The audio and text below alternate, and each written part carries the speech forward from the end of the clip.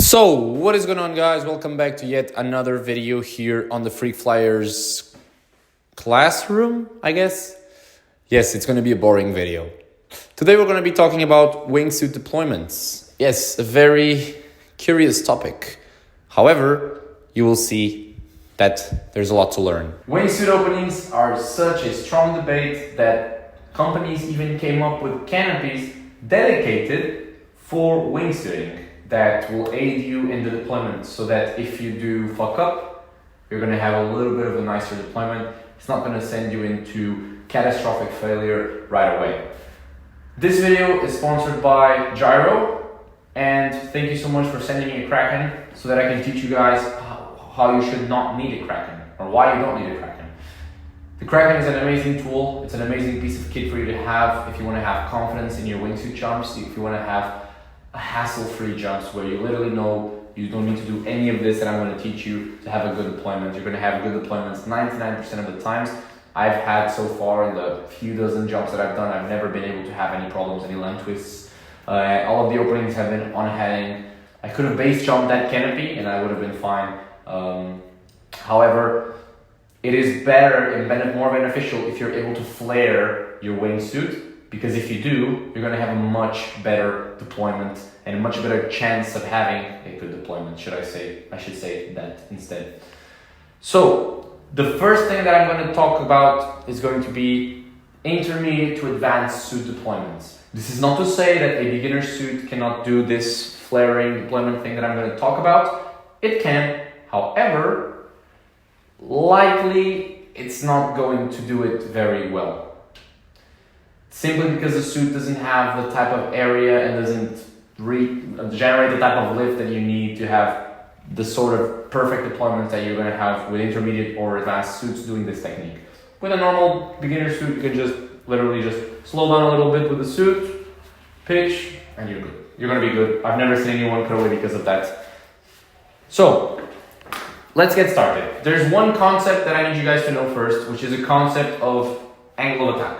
Okay? There's three important angles that we talk about when we're talking about canopy piloting, wingsuit flying, or even tracking, which is your body's angle of incidence. So the angle that your body is in, you have your glide path or your glide ratio, whatever. Glide path is the simplest way to talk about it. And then you have your angle of attack.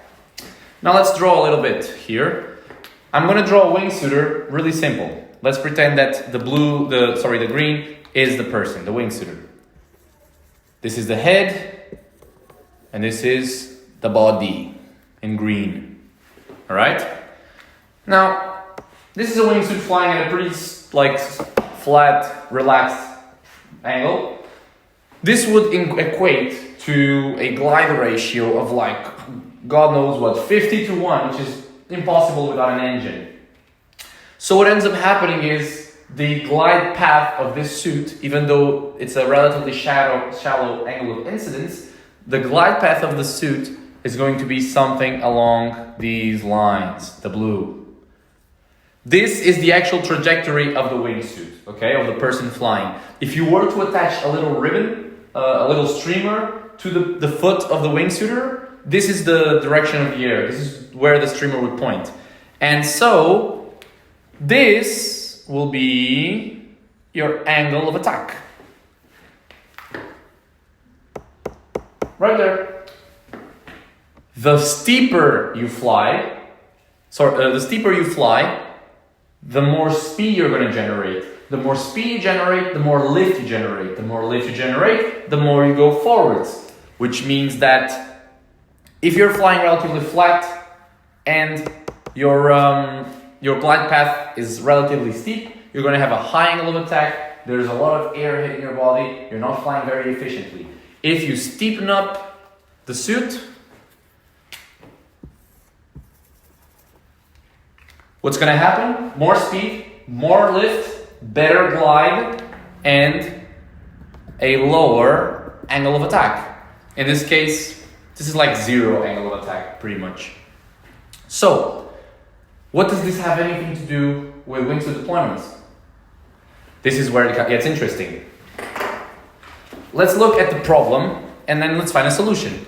What's the problem with wingsuit openings? They are usually slow speed, which means things take a little bit longer to happen. Things have more room to wiggle around. And there's a big burble generated by the wingsuit.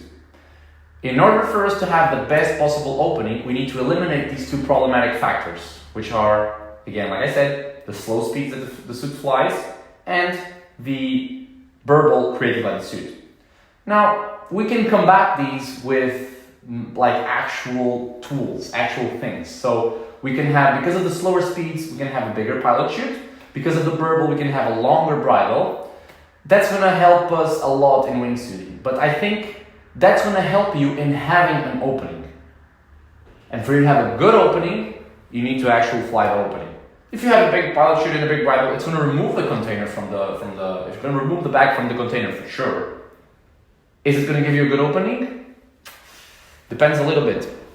Now, when we're talking about wingsuit specific gear, we've talked about the canopy. I mentioned the Kraken, amazing wingsuit canopy. Why is the Kraken good? Why is the Kraken necessarily good? Well, it's 7 cells. 7-cell canopies are the best canopies to open. They have a low aspect ratio, and they have good orientating properties. Big cells, big cell openings, a lot of air gets fed into them. Just a canopy that's going to inflate much better overall compared to a 9-cell, for the most part at least. And so the most complicated and critical part of the wingsuit deployment will be the sniveling. If the canopy snivels for too much, you have all this fabric, the suit size is comparable to the canopy size. So it can create blind twists, it can give you problems. We want a canopy that's not sniveling too much. So for that, Gyro has designed a 7-cell canopy that's a little bit steeper than normal. And canopy being steeper, it's usually going to give you more slow openings, more sniveling openings, let's say. So Gyro have had the brilliant idea of adding a sort of vent to the slider and to the actual canopy. This aids in the inflation process because the air gets fed not only through the cell openings, but also a little bit through the bottom skin. Just makes the canopy inflate a little bit faster, which is what we want. We're opening at slow speeds, guys, remember. So we don't need to have a nice sniveling opening. No, we flare and we pitch, even though we're at slow speeds, or slower than normal rather, we're still gonna have a brilliant opening. That's what the Kraken is for. Perfect. What else can we add to our wingsuit, let's say, to make it have a better openings? We can add a longer bridle, like I mentioned, a bigger pilot chute. Normally, if you go very big on the size of the pilot chute, it can actually sometimes be a little bit too big and give you a little bit too much extraction, or even if you're jumping it in a normal skydiving environment, it can give you super hard opening because it's just going to pull everything out super quick. Not ideal. So what I use personally, this is my personal preference, is a ring vented ZP pilot chute, because if it's ZP we can have it bigger, which means it's gonna be going past the burble. It's gonna catch more of the air outside of the burble of the wingsuit, and at the same time, because it's ZP, because it's F111, sorry, it's gonna allow a little bit of the air to bleed through, and it's gonna give you a nice opening, at least for me. I also have an octagonal vent on my pilot chute. Normal pilot chutes have like circular or hexagonal vents. I just made an octagonal vent because hexagonal is 6 and octagonal is 8, and I think 8 is better than 6 because it's a bigger number. So that's what I did. There's also containers that are a little bit thinner and narrower, designed not specifically for wingsuit, but with wingsuiting in mind. Vector UPT makes the vectors that have -1. These will be longer and thinner rigs, more adequate for wingsuiting. This doesn't mean that you're not going to be able to use them for your normal skydiving activities. Of course you will. However, it's good that UPT thought of this. Nice UPT, thank you. Also, having dynamic corners on the wingsuit, which means the whole bottom of the container can open up like basically a little door, and it will allow the bag to be pulled back, and you'll see why that's important. Because if the bottom of the container is sewn to the side panels, it creates like a little box that while if you're pulling the bag from up, if you're pulling the bag up, it's nice and easy. But if you're pulling it from behind, it can make the bag tumble as it's coming out, or even make it harder for the bag to come out. So that's also something that UPT offers, which is very good. If you're thinking about ordering a rig and you want a wingsuit a lot, you should consider these options because they don't affect your normal skydiving and they make your wingsuiting a lot easier. But now, enough about spending money and sponsors and whatever. Let's talk about the deployments, the flare. Everybody loves to flare. We love to go up. But for deployments in skydiving environment, I'm not talking about base wingsuit deployments, it's skydiving wingsuit deployments. We don't need to go up. If you want to go up, sure, it's just not really gonna help in any way, in my opinion. So let's talk again about the problems that we have. Slow speed and a big burble. Now, why do we have the slow speed? Because we're flying at a high angle of attack, falling like a piece of paper, and not generating a lot of lift. This is going to give us the slow speed because the suit is hitting the air and just slowing us down. And then you have a big burble for the same exact reason. If we look at the burble of a wingsuiter, all we need to do is draw its glide path here and here. Look at the size of the burble. All of this is burble. Of course, the burble will reduce in size, but still, this is all burble. Now let's look at a burble of a zero angle of attack wingsuit. Flying a little bit steeper, of course.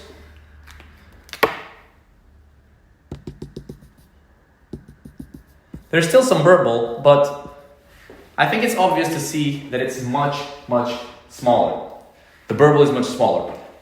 So, I'm going to finish the video here. You just go steep and you pitch. Great. That's not going to be too good. We have gravity pulling us down. We have all this potential energy that we're converting into kinetic energy as gravity pulls us towards the planet.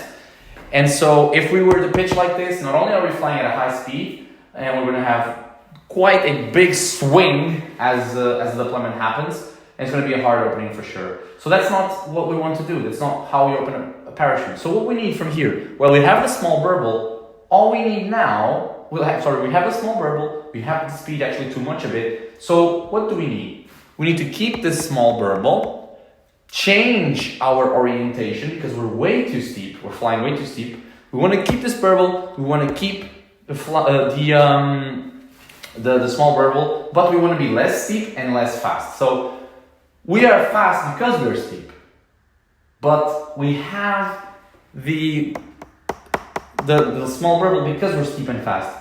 What if we could convert this downwards kinetic energy from going only down to going forwards and then deploy? Because then, instead of being like this, we can bleed off some of the excess speed that we have from being too steep. We can bleed off some of the speed by pitching the suit up slowly and gradually, maintaining always a zero or close to zero angle of attack, and then the pitching. So let's go and start actually the opening procedure. We go from the beginning to the end. And I'm going to draw a little bit smaller so that you guys can see. Let's start here. Normal wingsuit flight. In the sky, that is. High angle of attack because we're relaxing, we're flocking with someone, we're flying at high angle of attack. So, we want to start our deployment. So we're going to start the flare. Give the suit speed and reduce the angle of attack to almost zero. You can do a little corkscrew if you want for this. I always do a corkscrew, but if you're learning, if you find it difficult to pitch down the suit, you can do a 90-degree turn and then pitch down. Some people have found that to be helpful, myself included, when I was doing flare-up competitions in the sky derby things. I would do not a corkscrew, I would do a 90-degree turn. Is what I found to be giving me the best performance. We pitch down the suit and we're going to be at zero angle of attack. So now we're pitching down the suit. And boom, zero angle of attack. We're going to build some speed because we want to bleed off some of that speed and convert that speed downwards into horizontal speed, just like a recovery arc on a canopy. So once we have the speed, we're going to slowly pitch up the suit. Yes, we're going to increase our angle of attack, but it's going to be minimal. And if we do it gradually, we don't increase it by almost nothing. We're going to continue with that zero angle of attack. So this first part, start the flare. 1, start. Number 2, gain speed. So I'm going to put speed. Now we're gonna start pitching up, so the suit is gonna become a lot flatter, but so is our glide ratio. Again, remember, our glide path is being momentarily flattened because we've converted some of our potential energy into more kinetic energy, and then we're going to slowly convert that horizontal kinetic energy into vertical kinetic energy. If you've ever been in a wingsuit course where they've talked to you about the rubber band analogy, it's like a rubber band. You've got the energy, it's potential energy, so we're going to convert that potential energy by giving the speed, we're converting it from kinetic energy to potential energy. We're stretching the elastic by building all this pressure on the leading edge and the bottom skin of our suits. Building all this energy, and then once we want to let go of it, all we need to do is literally try to pitch up, hug a huge medicine ball, it's like you're letting go of the elastic, and we're going to have a horizontal or near horizontal glide path, and also a very flat angle of incidence. So we're maintaining that zero angle of attack in this moment, which is 3, let's call it pitch up, up. So now, we're still going really fast because we've gained speed and it doesn't take that much energy to go flat. We're going super fast. What should we do? Should we just pitch while we have zero angle of attack? Well, not really. Our trajectory is still going to be a little bit, too low. So we're going to use the suit surface area by increasing the angle of incidence of the suit, also increasing the angle of attack, but this is to bleed off some speed, to slow down, and at the same time to flatten even more our trajectory, our glide path. So we're going to slow down by pitching the suit up, and now look, our trajectory is pretty much flat, but our suit is pointing up. Well, that's not so good, is it? Because now we have high angle of attack, means that we're going to have a big burble, we're going to have a crappy opening. Here's where the secret comes. After phase 4, which I'll call the flare, then we have the secret to the perfect wingsuit openings. We've got the speed correct.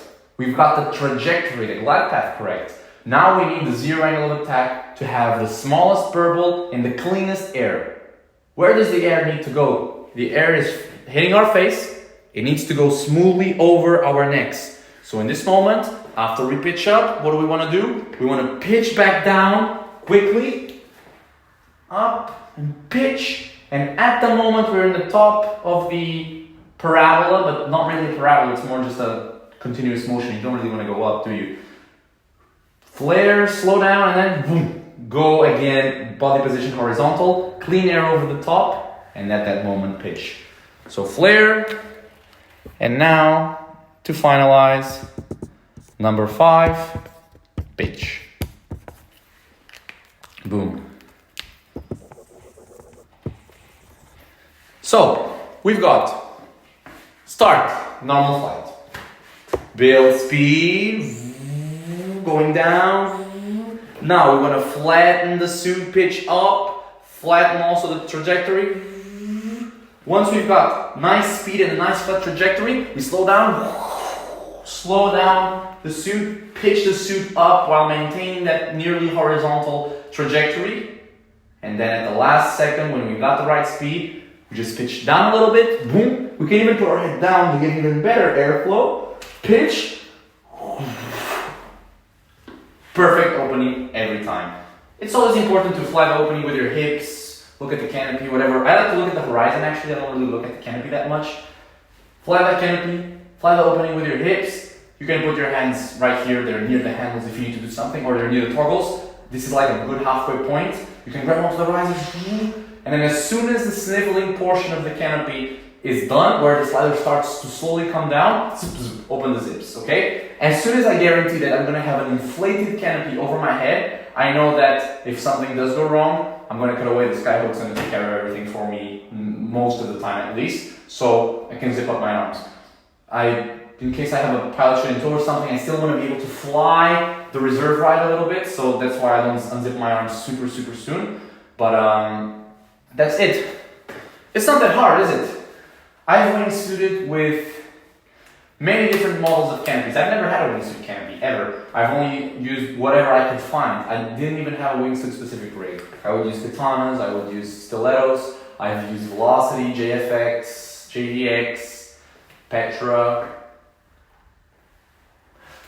This is not to say that you should use it. And also, if you're using a too small of a canopy for wingsuiting with too short line, where the lines are short, the sliders might be sucked by the bird and give you a slammer of an opening. Ask me how I know.